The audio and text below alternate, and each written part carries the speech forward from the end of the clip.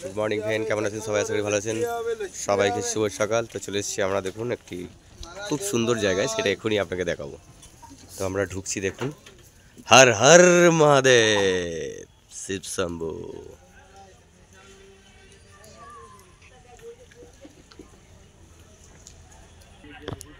তো আমরা পৌঁছে গেলাম গৌড়ঙ্গ বিহার।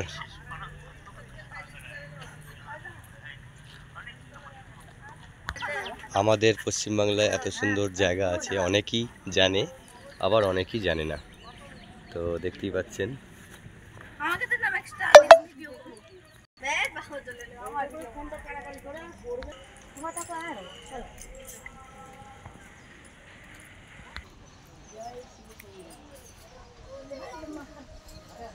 हर हर महादेव, जय शिव शंकर भोलेनाथ।